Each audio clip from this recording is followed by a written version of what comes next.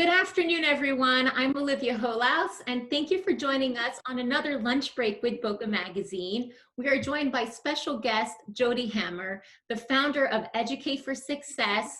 And Jody has 32 years of experience in the field of education and a plethora of certifications that would take too long to list. Thank you for joining us, Jody. Thank you, Olivia. Thanks for having me today. Oh, it's so great to have you. And we are really talking about one of the most timely topics to date. As a parent myself, I cannot wait to get your insight on what resources are out there as we navigate this uncertain upcoming school year. So what are your thoughts, Jody? I mean, there's so much back and forth between the Palm Beach School Board and also the state of Florida. What's going on? That's a loaded question because we don't really know what's going on. We don't even have a start date to school yet. The board meeting, the Palm Beach County board meeting is tomorrow. They will vote on the start of the school year, whether it's the 10th, the 24th, or the 31st. Nothing has been finalized. The meeting is tomorrow at 5 p.m. It's scheduled to go from 5 to 8 p.m., but based on the last school board meeting, which was 10 and a half hours, we don't have an answer yet. Oh my gosh, there's so much uncertainty. And, you are speaking to a lot of parents. What are you hearing from them? How are they dealing with all of this uncertainty? So, we've really had hundreds of calls and emails and text messages because nobody really knows what they want or what's best for their child. As a parent myself, and as an educator, I want students in a classroom. I think they thrive and they learn best in that situation. But right now, it's really not safe to put them back in that environment following the CDC guidelines. So with that being said, what options are available for parents, especially if they're not a teacher and they don't have, the ability or the capacity to work with their child at home, especially like you as a working mom, you can't be home.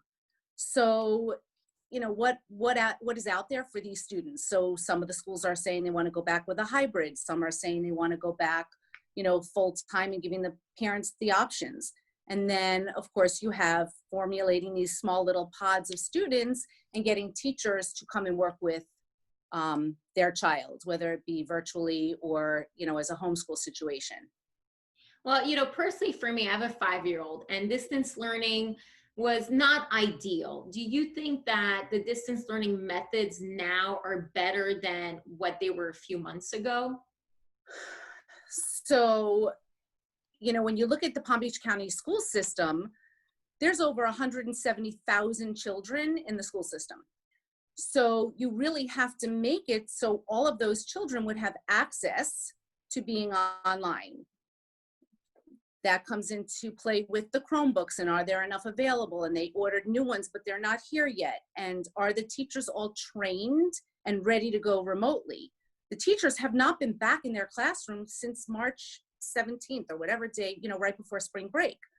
So, even, you take a school like Addison Meisner, right? That's been knocked down. All their stuff is now on the campus at Don Estridge in boxes. The teachers don't even know where their things are.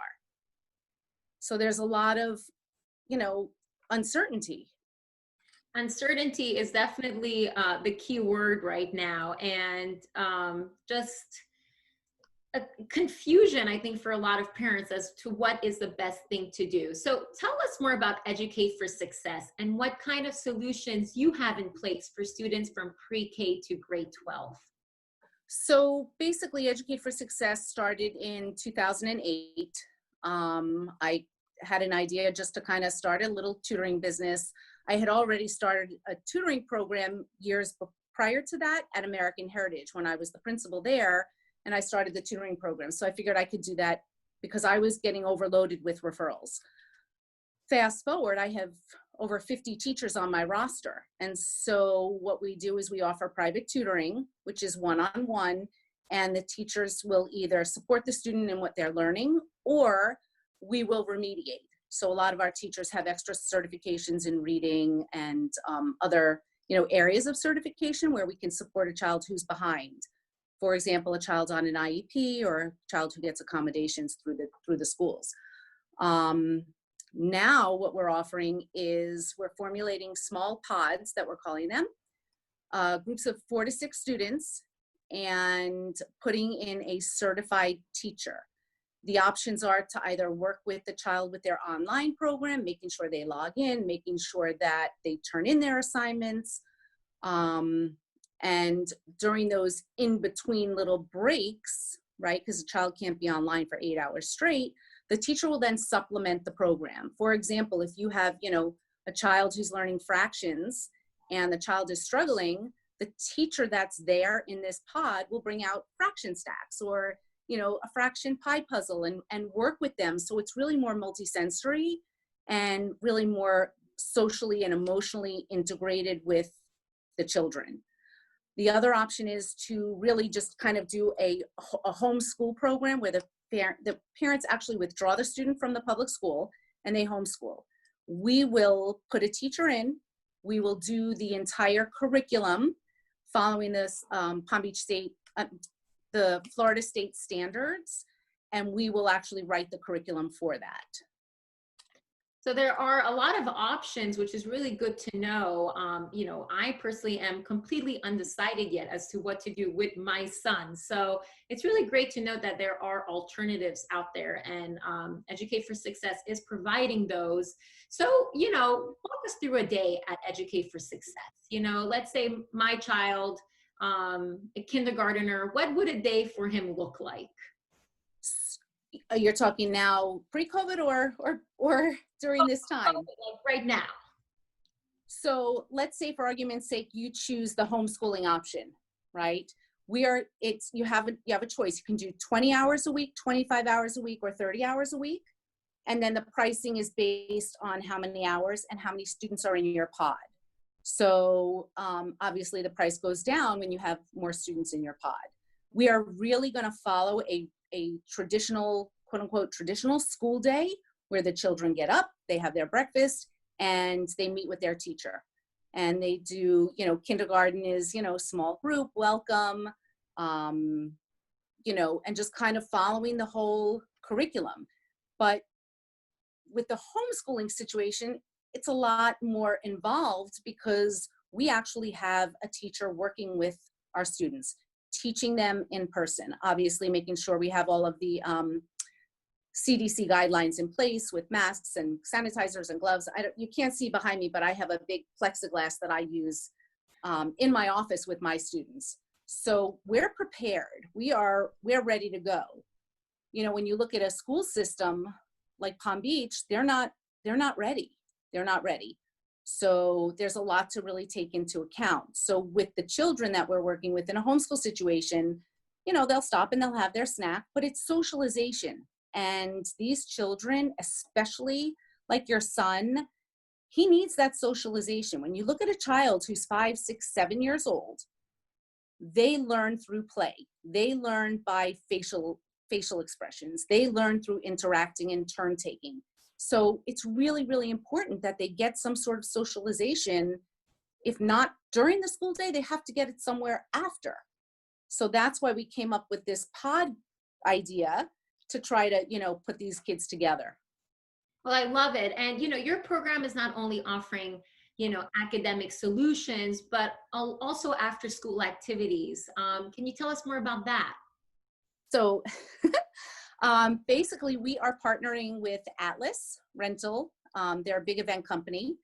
And we are formulating a calendar of extracurricular events. Basically, we would have the balloon maker vendor come in and they're teaching the kids how to make balloon characters. Or we have the florist coming in and the little girls can make, little floral headpieces. We have access to a huge sewing room where the kids can learn how to sew. And again, it's, practicing social distancing and making sure that these kids are socializing and they're using their hands too, because we want everything to be really multisensory. That's awesome. And what is the pricing to enroll a student in your program? So it varies. Basically, what we did was we made a full matrix, and we start out with one student. If it's 20 hours a week, 25 or 30 hours a week, then it goes to a group of 2 students, 3 students, and as you go down, the price, is cut significantly. What we've done for our one-on-one, if they want, 15, 20 hours a week, we've actually cut our actual tutoring prices almost in half, because these kids need a lot more than 1 hour of support. So we've actually, done our pricing. If somebody's interested, they can email us. I'm happy to send them, an email with all of the information that has all the specific pricing. But I will tell you that if you have a group of students, right, 5 students, and you're going to go 30 hours a week, it breaks down to $15.50 an hour. So we're really trying to meet as many needs as we can. That's really great. So it's customizable, every situation is different. And with your extensive background in education, do you think that this is a short-term adjustment or a much longer new normal? I think it's really a combination of both, because I think parents all have their own, hate to say fears, but their own thoughts on how comfortable they are with sending their child back into a school setting. Olympic Heights has over 2,000 children. So if a parent is not comfortable, we can't say to them, well, that's wrong, because it's what they believe in. And so do I think this is long-term? I do. I don't think that they're going back. I don't think that they're going to go back before Christmas, winter break. There's always the possibility, especially with our numbers rising, if they'll even go back this year. And, last year I was, really upset for the kids that were graduating, the seniors, no graduation, no prom. But I look at my daughter now, who's going to be a senior, and there's no homecoming and, no student government events and no, planning of all the events that go on throughout the school year. So there's a loss for everybody and the teachers, because I will tell you, as a teacher wants to be in a classroom. A teacher wants to teach. A teacher wants to engage with their children, with their students, and they can't go back. And it's as frustrating it is for a parent, as a teacher, it's really taken to heart. And, my one last question, any words of advice that you can give to parents out there, who are still trying to make that decision as to what they should be doing for the upcoming fall semester? I would say that whatever choice they make, stick with it. Don't start moving around into different pods and different groups and switching teachers, because you want consistency for these children, and children thrive on that. And, a year ago, you say to your child, I can't wait until school starts. And they're like, oh, I don't want to go back to school. Now they're like, I want to get back. Let me in, So I would just say, stick with what you've got. Don't listen to a neighbor. Don't listen to some stranger on Facebook, posting, oh, I'm a teacher, I'm this, I'm that.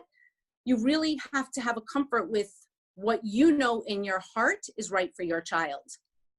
That's awesome advice. I know I need it right now.